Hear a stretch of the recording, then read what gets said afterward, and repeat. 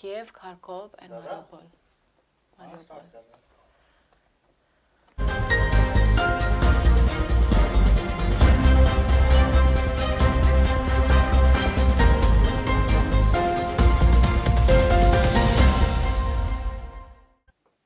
Hello and welcome to Daily Debrief, brought to you by People's Dispatch. I'm Swastika, and today is day 6 of the war in Ukraine as Russian troops continue their advance.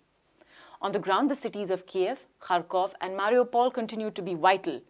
Media reports say that a huge convoy of Russian forces is in the vicinity of Kiev. Meanwhile, hundreds of thousands of refugees have fled to the neighboring countries.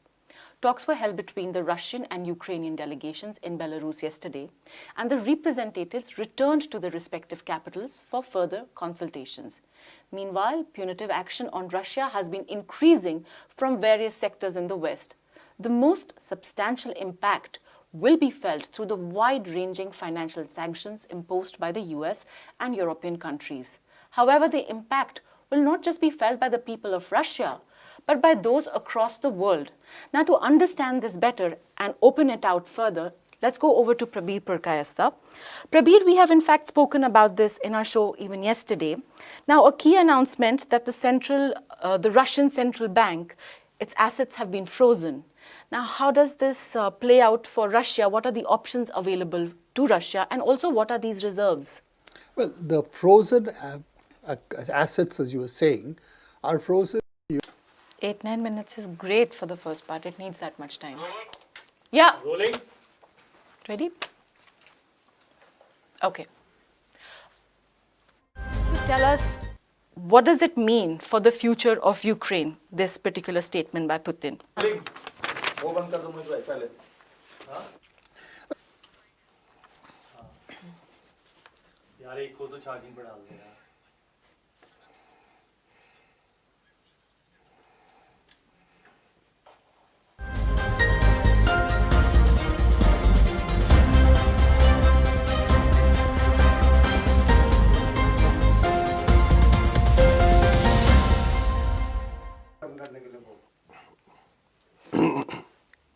I'm about to sneeze.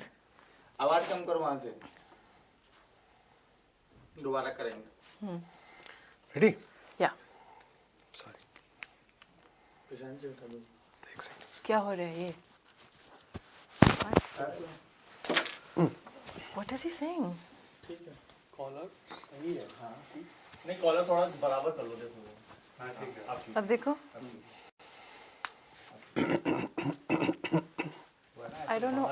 I can never find the other. मैं इस कैमरे में अलग angle मिलता ही नहीं. ठीक है. Ready है Yeah. रोल कर रहा है मेरे साथ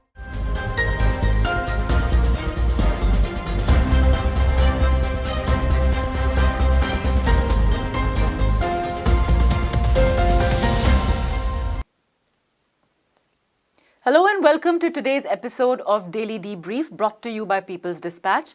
I'm Swastika, and let's get into our first headline. The Russia-Ukraine conflict has significantly,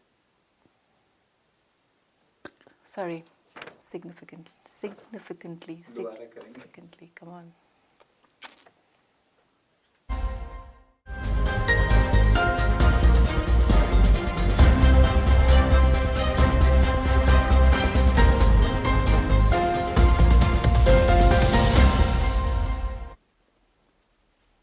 Hello and welcome to today's episode of Daily Debrief, brought to you by People's Dispatch. I'm Swastika, and let's get into our first headline.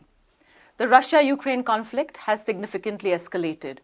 After the Russian President Vladimir Putin sent troops to Ukraine's separatist regions, and he went ahead and recognized what happened. This is the whole script. European banks, or with the United States, what is called the Fed, which is the central bank of the United States. The central bank of these two, shall we say, not countries, because European Union is a bloc, while the US is a country, they seem to have frozen Russian foreign exchange reserves, which are with them. Now, Russia has reduced its foreign exchange reserves with the Fed, so they don't hold too much of dollar reserves. They don't hold it in the United States. So therefore, the step that European Union has taken is important. How much they have frozen in terms of Russian foreign exchange in the European Union, in the Central Bank of European Union, is open to question at the moment. We don't know the amount, but it could be anything between 300 to 350 billion dollars equivalent of foreign exchange reserves. Maybe even 400 billion foreign exchange reserves have been seized or frozen, as we said, that it's really frozen, not seized, by the European Union.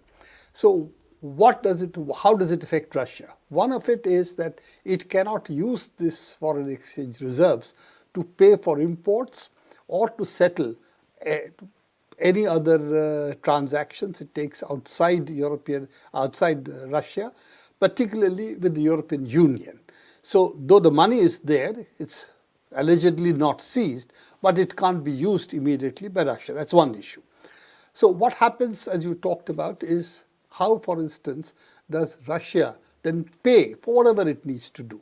So that is, well, it can go to a barter system. It could use other currencies, renminbi, for instance, Chinese currency, or any other currency where the whole reserves and where it has not been frozen by that country, the country which controls that currency. So that's one possibility. The second is that as Russian currency seems to be falling in the international market, they cannot shore up the value of the ruble in external markets. So essentially, people are not trading in the ruble in, say, European Union or in the US, because there is no way to transact that currency transaction. Yeah. So that is the second part, that therefore we have what is called a free fall of the ruble, but it's a notional fall because you can't buy or sell it at the moment, not in those places. So therefore this so-called free fall is a notional fall. One shouldn't take that seriously. The question is that how does then, what you have raised, how does Russia transact business, either buying or selling goods? So as far as Russia is concerned, they have a relatively strong internal economy in which they don't really import stuff which they have no other source of imports. In fact, it's a primary producer. It produces both oil and gas. It produces wheat, a lot of wheat which it exports. It's a net exporter for a range of commodities. And for the international market, it also does export certain metals, which again others require. But Russia in that sense is perhaps less dependent for all of these on the external market, but it is dependent on a lot of finished goods that it needs, including electronic chips and for other equipment and so on, which then it has to get from the Chinese market. The question is really, how does it shore up its currency? And there the answer is very simple. It can do what India used to do once upon a time, which Soviet Union used to do, say that my currency is not exchangeable, that we don't consider, it's not a convertible currency. We issue exchange controls. You cannot take money out of Russia. You cannot bring in money into Russia, with an exchange rate which will be decided by either in Germany or in the US. It will be decided by us. It's a fixed rate. So this is what the exchange rate can be considered. It's not a convertible currency anymore, which the ruble was till now. It's not a convertible currency. So exchange controls of the old-fashioned kind can be again imposed over here. If it is, it still leaves the question out, what happens to the frozen reserves that it holds in the banks? That's a question for the future. But right now, is there something they can do? Yes, they probably can do this. And of course, they can trade with countries like China, where this kind of controls, this kind of sanctions do not exist. Does it hamper Russia? Yes. The big question is, how will European Union, particularly Germany, pay for its gas, and how will United States pay for the oil that they import from Russia? Actually, that gets us to this part where Russia is a major player in the global energy market. Now, when you place economic sanctions on a country as big as Russia, how does this play out for other countries? Well, let's take the key issue really for European Union. European Union imports a lot of coal, from Russia, imports oil from Russia, but more importantly, it imports gas to the pipeline. Now, oil and coal can be replaced because it's really ships, tankers which bring this from other places. So there is a replacement that's theoretically possible. It may cause a short-term dislocation, but officially in practice there are options available. The problem is going to be with gas because that's a limited market. There are long-term contracts which are already reached for LNG. Gas can either come through pipelines or it will come from LNG. So LNG tankers can bring you from West Asia, from other places, gas. Liquefied natural gas, it has to be converted back to gas. The reconversion that has to take place needs an infrastructure which Germany still hasn't built. Okay. So European Union still does not have the regasification infrastructure, which will take at least 6 months to a year for them to build. So if they have to use gas, which they do, because they have a significant part of their energy consumption from gas. I think Germany uses 40% of its gas from Russia. So these are also true for other European Union countries, probably a little less than Germany, but a lot of them use 30%. Italy uses a significant amount, and so on. So all of this means that they have to pay for their gas. Similarly, Russia exports oil, a particular what's